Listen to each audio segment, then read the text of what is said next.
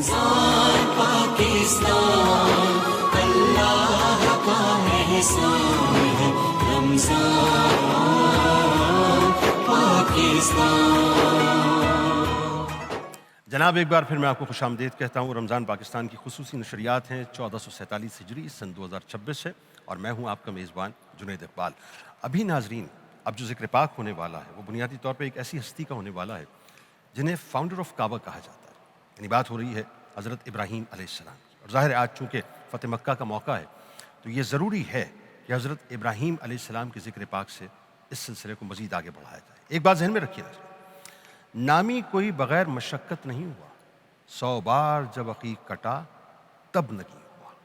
حضرت ابراہیم علیہ السلام جتنی آزمائشوں سے گزرے ہیں نا، اس کا ہم تصور بھی نہیں کر سکتے۔ ظاہر ہے جد الانبیاء ہیں، اور اتنا بڑا یعنی اولو العزمی کا جو تاج آپ کے سر اقدس پہ سجا ہوا ہے وہ یقیناً آپ ہی کا خاصہ ہے۔ آپ کی ساری زندگی ناظرین تاریخ بتاتی ہے، قرآنی اوراق بتاتے ہیں کہ امتحانات اور آزمائشوں سے مکمل طور پہ لبریز ہے۔ آپ علیہ السلام ان گنت امتحانی مراحل سے گزرے، جیسا کہ آتش نمرود کی بات کر لی جائے تو کیا معاملہ تھا، اپنی اہلیہ حضرت ہاجرہ سلام اللہ علیہ اور ننھے فرزند حضرت اسماعیل علیہ السلام کو جس انداز سے آپ نے بے آب و گیا صحرا میں چھوڑا، اور اپنے پیارے بیٹے کی قربانی جو آپ نے پیش کی، یقیناً وہ رہتی دنیا تک سنہری ترین مثالیں۔ حضرت ابراہیم علیہ السلام کے ناظرین امتحان کا سلسلہ یہاں سے شروع ہوا کہ جب آپ سن شعور کو پہنچے اور منصب نبوت کا فرائض سر انجام دینے کے لیے اپنی قوم کو باقاعدہ دعوت و تبلیغ کرنے لگے اور بتوں کی تذلیل فرمانے لگے، تو اس بات کو اللہ تعالیٰ نے قرآن پاک کی سورہ شورى کی آیت نمبر 70 سے 81 تک بیان کیا، اور آپ ان پر ابراہیم علیہ السلام کا قصہ بھی پڑھ کر سنا دیں جب انہوں نے اپنے باپ اور اپنی قوم سے فرمایا کہ تم کس چیز کو پوچھتے ہو؟ انہوں نے کہا ہم بتوں کی پرستش کرتے ہیں اور ہم انہی کی عبادت و خدمت کے لیے جمے رہنے والے ہیں۔ ابراہیم علیہ السلام نے فرمایا کیا وہ تمہیں سنتے ہیں جب تم ان کو پکارتے ہو، یا وہ تمہیں نفع پہنچاتے ہیں یا نقصان پہنچاتے ہیں؟ بولے یہ تو معلوم نہیں، لیکن ہم نے اپنے باپ دادا کو ایسا ہی کرتے پایا تھا۔ ابراہیم علیہ السلام نے فرمایا کہ کیا تم نے کبھی ان کی حقیقت میں غور کیا ہے جن کی تم پرستش کرتے ہو؟ تم اور تمہارے اگلے آبا و اجداد، الغرض کسی نے بھی سوچا بس وہ سب بت میرے دشمن ہیں، سوائے تمام جہانوں کے رب کے وہی میرا معبود ہے۔ وہ جس نے مجھے پیدا کیا سو وہی مجھے ہدایت فرماتا ہے، اور وہی ہے جو مجھے کھلاتا اور پلاتا ہے، اور جب میں بیمار ہو جاتا ہوں تو وہی مجھے شفا دیتا ہے، اور وہی مجھے موت دے گا، وہی مجھے دوبارہ زندہ فرمائے گا۔ جب حضرت ابراہیم علیہ السلام نے ناظرین ان کے بتوں کی مذمت بیان کی تو انہوں نے کہا کہ کل ہماری عید کا دن ہے، جنگل میں میلہ لگے گا، ہم نفیس کھانے پکا کر بتوں کے سامنے رکھ جائیں گے، آپ بھی ہمارے ساتھ چلیں اور دیکھیں کہ ہمارے دین اور طریقے میں کیا کیا بہار ہے اور کیسے لطیف معاملات ہم اٹھائے رکھتے ہیں۔ جب میلے کا دن آیا ناظرین اور آپ کو ساتھ چلنے کے لیے کہا گیا تو آپ نے جواب میں کہا، جسے قرآن نے باقاعدہ ریکارڈ کیا ہے اور سورہ صافات کی آیت نمبر 88 اور 89 میں کچھ اس انداز سے فرمایا ہے کہ اس نے ایک نگاہ ستاروں کو دیکھا اور پھر کہا کہ میں بیمار ہونے والا ہوں۔ جب قوم میلے پر چلی گئی تو آپ نے چپکے سے آہستگی کے ساتھ بت خانوں کا رخ کیا۔ بت خانوں میں جب آپ پہنچ گئے تو وہاں آپ نے دیکھا کہ قوم ان کے پاس، یعنی جو قوم تھے، انہوں نے ان کے پاس طرح طرح کے کھانے مختلف قسم کی نیتوں سے رکھے ہوئے تھے تاکہ وہ واپس آ کر کھائیں اور بتوں کی پوجا کریں۔ تو آپ نے بتوں کے قریب جا کر کہا کہ تم کھاتے کیوں نہیں؟ ابراہیم علیہ السلام کا انداز ایسا کمال انداز ہے صاحب کہ آپ یقین مانیے کہ آپ نے ہر ایک انداز سے ایک دلیل اللہ کی وحدانیت کی پیش کی ہے۔ کہتے ہیں کہ تم کھاتے کیوں؟ آپ علیہ السلام کے اس ارشاد پر جب بتوں کی طرف سے کوئی جواب نہیں آیا، اور ظاہر بت کیسے جواب دے گا، تو آپ نے پھر انہیں کہا کہ تمہیں کیا ہوا ہے کہ تم بولتے نہیں ہو؟ وہ بے جان پتھر کی مورتیاں تھیں ان کی طرف سے ناظرین، ظاہر ہے کیا جواب آنا تھا۔ اس کے بعد آپ نے تمام بتوں کو توڑ دیا، سب کو توڑ دیا سوائے ایک بڑے بت کے۔ اس بات کو سورہ انبیاء کی آیت نمبر 58 میں یوں بیان کیا گیا ہے کہ آپ نے ان کے ٹکڑے کر کے چورا کر دیا، سوائے ایک کے جو ان کا بڑا تھا، شاید اس سے کچھ پوچھیں۔ قوم ناظرین اب وہاں میلے ٹھیلے میں لگی ہوئی ہے اور ان کے ذہن میں یہ ہے کہ ابھی آ کے ظاہر انہوں نے کھانا وانا کھانا ہے، بتوں کی پوجا کرنی ہے۔ قوم کو پتہ چل گیا کہ جی ہمارے بتوں کے ساتھ کوئی معاملہ ہو چکا ہے، کچھ معاملہ ہو چکا ہے، تو فوراً جلدی سے وہ متوجہ ہوئے اور دوڑ کے واپس آئے۔ اس بات کو قرآن پاک نے سورۃ الانبیاء کی آیت نمبر 59 تا 67 میں یوں بیان کیا ہے، وہ کہنے لگے ہمارے معبودوں کا یہ حال کس نے کیا؟ بے شک وہ ضرور ظالموں میں سے ہے۔ کچھ لوگ بولے ہم نے ایک نوجوان کا سنا ہے جو ان کا ذکر انکار و تنقید سے کرتا ہے، اسے ابراہیم کہا جاتا ہے۔ وہ بولے اسے لوگوں کے سامنے لے آؤ تاکہ وہ اسے دیکھ لیں۔ جب ابراہیم علیہ السلام آئے تو وہ کہنے لگے کہ کیا تم نے ہی ہمارے معبودوں کے ساتھ یہ حال کیا اے ابراہیم؟ آپ نے فرمایا بلکہ یہ کام ان کے اس بڑے بت نے کیا ہوگا، تو ان بتوں سے پوچھو یعنی ان بتوں سے پوچھو اگر وہ بول سکتے ہیں۔ پھر وہ اپنی ہی سوچوں کی طرف پلٹ گئے تو کہنے لگے بے شک تم خود ہی ان مجبور و بے بس بتوں کی پوجا کر کے ظالم ہو گئے ہو۔ پھر وہ اپنے سروں کے بل اوندھے کر دیے گئے، یعنی ان کی عقلیں اوندھی ہو گئیں اور کہنے لگے بے شک اے ابراہیم تم خود ہی جانتے ہو یہ تو بولتے نہیں ہیں۔ ابراہیم علیہ السلام نے فرمایا پھر کیا تم اللہ کو چھوڑ کر ان مورتیوں کو پوچھتے ہو جو نہ تمہیں کچھ نفع دے سکتی ہیں اور نہ تمہیں کچھ نقصان پہنچا سکتی ہیں؟ تف ہے تم پر بھی اور ان بتوں پر بھی جنہیں تم اللہ کے سوا پوچھتے ہو، تو کیا تم عقل نہیں رکھتے؟ حضرت ابراہیم علیہ السلام کی ناظرین جو دلائل تھے وہ اتنے منطقی تھے۔ اچھا دیکھیں لاجیکلی بات کو سمجھیں، ابراہیم علیہ السلام نے اٹیمپٹ کیا سارے بتوں کو پاش کر دیا اور ایک کو چھوڑ دیا، اور معلوم تھا کہ وہ جواب نہیں دے گا، اور آپ نے انسٹنٹلی یہ کہا بھئی یہ کام تو اس نے کیا ہوگا۔ اب وہ جانتے ہیں کہ وہ تو بولے گا نہیں، وہاں پہ آ کے معاملہ ان کا جو ہے بالکل یکسر مختلف ہو گیا۔ حضرت ابراہیم علیہ السلام نے ناظرین ان کے پوچھنے پر یہ نہیں فرمایا کہ میں نے بتوں کا برا حال کیا ہے، بلکہ یہ کہا کہ جیسا میں نے آپ سے عرض کیا کہ بڑے بتوں سے پوچھ لیں کہ وہ کیا کہتا ہے۔ آپ علیہ السلام نے یہ اس لیے فرمایا کہ اس قوم کو بتوں کی بے بسی کا علم ہو جائے اور ان کے دل میں اس بات کو جو ہے راسخ کر دیا جائے کہ یہ نہ اپنی حفاظت کر سکتے ہیں نہ کسی اور کی حفاظت کر سکتے ہیں۔ حضرت ابراہیم علیہ السلام نے ناظرین جب کفار کے بناوٹی خداؤں کو تباہ و برباد کر کے رکھ دیا اور دلائل میں بھی مکمل طور پر ان پر غلبہ پا لیا، تو انہوں نے آپ سے انتقام لینے کا فیصلہ کر لیا۔ اب ایک منظرنامہ ناظرین دوسرا شفٹ ہونے والا ہے۔ وہ لوگ آپس میں ایک دوسرے سے کہنے لگے کہ اے لوگوں اگر تم اپنے خداؤں کی کچھ مدد کرنا چاہ رہے ہو تو ان کا انتقام لے کر اپنے خداؤں کی مدد کرو اور سزا کے طور پر حضرت ابراہیم علیہ السلام کو جلا دو معاذ اللہ۔ اس واقعے کو ناظرین قرآن پاک نے سورۃ الانبیاء کی آیت نمبر 68 میں یوں بیان کیا ہے کہ وہ بولے اس کو جلا دو اور اپنے تباہ حال معبودوں کی مدد کرو اگر تم کچھ کرنے والے ہو۔ چنانچہ نمرود اور اس کی قوم نے آپ کو جلانے کی تجویز کی اور اللہ تبارک و تعالیٰ نے اس بات کو قرآن مجید کی سورہ صافات کی آیت نمبر 97 میں ریکارڈ کر لیا، یعنی تا قیامت ناظرین یہ واقعہ بیان ہوتے رہے گا۔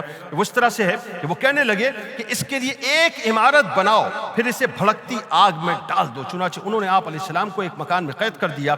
جب آگ جلائی گئی اور ایک منجنیق کے ذریعے حضرت ابراہیم علیہ السلام کو آگ میں ڈالنے لگے تو آپ علیہ السلام کے پاس فرشتوں نے آ کر اظہار ہمدردی کیا، لیکن اللہ کی ذات پر آپ کا یقین کامل اس حد تک تھا کہ ہر ایک سے یہ کہا کہ میرے لیے اللہ ہی کافی ہے، حسبنا اللہ و نعم الوکیل، حسبنا اللہ و نعم الوکیل، حسبنا اللہ و نعم الوکیل۔ وہ ہے نا کہ بے خطر کود پڑا آتش نمرود میں عشق، عقل ہے محو تماشائے لبے بام ابھی۔ یعنی ابراہیم علیہ السلام نے ایک واضح پیغام دے دیا میرے لیے صرف اللہ ہی کافی ہے۔ ناظرین آخر کار آپ نے عرض کیا کہ اے اللہ تو واحد ہے اور میں زمین میں تنہا ہوں اور زمین میں میرے علاوہ اور کوئی ایسا بندہ نہیں جو تیری عبادت کرے، مجھے تو ہی کافی ہے اور تو بہت ہی اچھا کارساز ہے۔ اللہ تعالیٰ نے آگ کو حکم دیا کہ میرے ابراہیم کے لیے سلامتی والی بن جا۔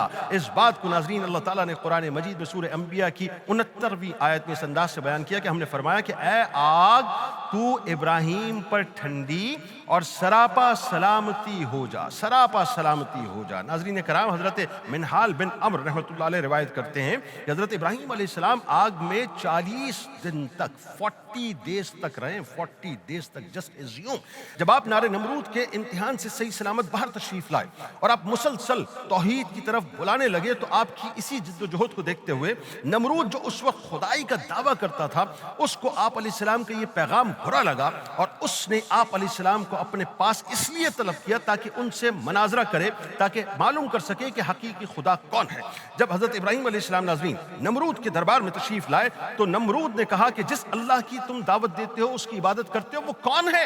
حضرت ابراہیم علیہ السلام نے فرمایا کہ وہ میرا رب ہے جو زندگی اور موت کا مالک ہے۔ نمرود نے کہا یہ تو میں بھی کر سکتا ہوں۔ تو ابراہیم علیہ السلام نے فرمایا کہ میرا رب وہ ہے، اب بات سنیے گا، میرا رب وہ ہے جو سورج کو مشرق سے نکالتا ہے، اگر تو رب ہے تو سورج کو مغرب سے نکال کر دکھا۔ اس بات کو اللہ تعالیٰ نے قرآن مجید کی سورہ بقرہ کی آیت نمبر 258 میں یوں بیان کیا ہے کہ اے حبیب، کیا آپ نے اس شخص کو نہیں دیکھا جو اس وجہ سے کہ اللہ نے اسے سلطنت دی تھی، ابراہیم علیہ السلام سے خود اپنے رب ہی کے بارے میں جھگڑا کرنے لگا؟ جب ابراہیم علیہ السلام نے کہا میرا رب وہ ہے جو زندہ بھی کرتا ہے اور مارتا بھی ہے، تو جواباً کہنے لگا کہ میں بھی زندہ کرتا ہوں اور مارتا ہوں۔ ابراہیم علیہ السلام نے کہا کہ بے شک اللہ سورج کو مشرق کی طرف سے نکالتا ہے، تو اسے مغرب کی طرف سے نکال لا۔ سو وہ کافر دہشت زدہ ہو گیا اور اللہ ظالم قوم کو حق کی راہ نہیں دیتا۔ اللہ تعالیٰ نے ناظرین اپنے خلیل کو اس ظالم بادشاہ کے سامنے کامیاب کیا۔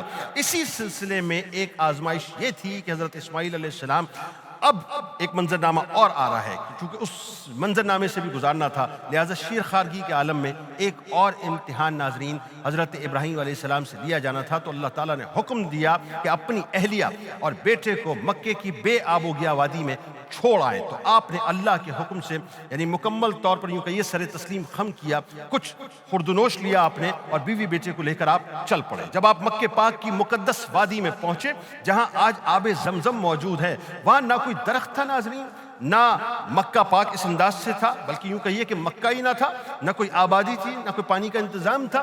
جب آپ اپنے اہل و عیال کو چھوڑ کر واپس جانے لگے تو حضرت ہاجرہ سلام اللہ علیہا نے پوچھا کہ ہمیں کیوں چھوڑ کر جا رہے ہیں؟ تو آپ علیہ السلام اس وقت خاموش رہے، بالکل خاموش رہے۔ جب اہلیہ کے مسلسل 3 بار پوچھنے پر آپ نے خاموشی کا اظہار کیا تو حضرت ہاجرہ سلام اللہ علیہا نے سوالیہ انداز میں پوچھا کہ کیا اللہ کا یہ حکم ہے؟ یعنی یہ جو حکم آپ نے دیا ہے کیا یہ اللہ کا حکم ہے؟ جواب دیا ہاں۔ تو حضرت ہاجرہ سلام اللہ علیہا نے عرض کیا کہ اللہ تعالیٰ ہمیں ضائع نہیں کرے گا۔ جب آپ اپنی اہلیہ اور بیٹے کو چھوڑ کر واپس آ رہے تھے ناظرین تو ایک گھاٹی کے پاس پہنچ کر آپ رک گئے۔ اس جگہ آپ کو اپنے بیٹا اور اہلیہ نظر نہ آئے۔ اس جگہ پر آپ نے بیت اللہ شریف کی طرف توجہ کی تو اس وقت صرف بیت اللہ کی بنیادیں نظر آ رہی تھیں۔ آپ علیہ السلام نے اس وقت ایک خاص دعا کی۔ اس دعا کو قرآن مجید نے باقاعدہ سورہ ابراہیم کی 37ویں آیت میں ریکارڈ کیا ہے کہ اے ہمارے رب، بے شک میں نے اپنی اولاد اسماعیل علیہ السلام کو مکے کی بے آب و گیا وادی میں تیری حرمت والے گھر کے پاس بسا دیا ہے، اے ہمارے رب، تاکہ وہ نماز قائم رکھیں، پس تو لوگوں کے دلوں کو ایسا کر دے کہ وہ شوق و محبت کے ساتھ ان کی طرف مائل رہیں اور انہیں ہر طرح کے پھلوں کا رزق عطا فرما تاکہ وہ شکر بجا لاتے رہیں۔ حضرت ہاجرہ سلام اللہ علیہا اپنے بچے کو دودھ پلاتی رہیں یہاں تک کہ دودھ ناظرین خشک ہو گیا، پانی مکمل طور پہ ختم ہو گیا، کھجوریں ختم ہو گئیں۔ تو آپ نے اپنے بیٹے کی پیاس بجھانے کے لیے پانی کی تلاش میں 7 چکر 7 چکر ناظرین صفا اور مروہ کی پہاڑی پر لگائے۔ آخر کار جب آپ واپس آئیں تو ایک فرشتے کو آپ نے دیکھا جو حضرت اسماعیل علیہ السلام کے قدموں کی طرف کھڑا ہے۔ اس نے اپنا مبارک پر مارا۔ حضرت اسماعیل علیہ السلام نے اسی جگہ ناظرین اپنی ایڑیاں رگڑنا شروع کی تو پانی کا چشمہ ابل پڑا جس کو آپ نے زم زم کہہ کر اس کے گرد منڈیر بنا کر اسے محفوظ کر لیا۔ یعنی آج ناظرین جو ہم زمزم پی رہے ہیں نا بنیادی طور پر، وہ حضرت اسماعیل علیہ السلام کی ایڑیوں کا صدقہ ہے۔ حضرت ابراہیم علیہ السلام کے ناظرین اس امتحان میں کامیابی کی دلیل ہے حضرت ہاجرہ سلام اللہ علیہا کے اس عمل سے، یعنی یہ جو عمل آپ نے کیا ہے صفا و مروہ کی جو صحیح کی ہے، اللہ تعالیٰ نے اسے اپنی نشانی بنا دیا اور تا قیامت یہ نشانی بنی رہے گی۔ آپ دیکھتے ہیں نا جب بھی لوگ عمرے پہ جاتے ہیں، حج پر جاتے ہیں اور جب بیت اللہ کا طواف کرتے ہیں تو اس کے بعد جب صفا و مروہ کی صحیح کرتے ہیں تو یہ ایکچولی ان کی سنت پر عمل ہو رہا ہوتا ہے۔ اس سے اگلا امتحان ناظرین یہ تھا کہ اللہ تعالیٰ نے حضرت ابراہیم علیہ السلام سے یعنی ان کا جو بیٹا ہے اب بیٹا ہی مانگ لیا، بھائی نہیں سمجھ بات. پہلے تو یہ ہے کہ بتوں کے ساتھ ٹاکرا ہوا, اس قوم کے ساتھ ٹاکرا ہوا, نمرود نے اٹھا کر آگ میں پھینک دیا, 40 دن تک اب آگ کا معاملہ آپ کا رہا. اس کے ساتھ یہ حکم ہوا کہ جی اپنی بیوی کو, اپنے بیٹے کو بے آب ہو گیا میدان کے اندر چھوڑ کے آ جاؤ, ظاہر خرد و نوش ختم ہو جانا ہے. اب جو اگلا مرحلہ ہے وہ یہ ہے کہ ابراہیم علیہ السلام سے ان کی اولاد مانگ لی کہ اب تمہارا بیٹا چاہیے. یعنی یہ سب سے زیادہ سخت ترین امتحان حضرت ابراہیم علیہ السلام پہ آیا. لیکن اللہ کے خلیل ناظرین, یہاں پر بھی استقامت کا پہاڑ بنے کھڑے رہے. جب حضرت اسماعیل علیہ السلام پلتے بڑے ہوتے اس عمر کو پہنچ گئے جس عمر میں ظاہر اللہ تبارک و تعالیٰ نے اب قربانی کا اعلان کرنا تھا, جس میں آپ اپنے والد ماجد کا ہاتھ بٹانے کے قابل ہوئے, تو اللہ تعالیٰ نے حضرت ابراہیم علیہ السلام کو خواب میں حکم فرمایا کہ مجھے پیاری چیز پیش کرو. اس سارے واقعے کو اللہ تبارک و تعالیٰ نے قرآن مجید میں یوں بیان کیا. پھر جب وہ اسماعیل ان کے ساتھ دوڑنے کی عمر کو پہنچے تو فرمایا, اے میرے بیٹے, میں خواب میں دیکھتا ہوں کہ میں تم کو ذبح کر رہا ہوں, بس تم غور کر لو کہ تمہارا کیا خیال ہے. اسماعیل علیہ السلام نے بلا تردد عرض کیا, اے ابا جان, پھر دیر کیا ہے, جو کچھ آپ کو حکم ہوا ہے کر ڈالیے.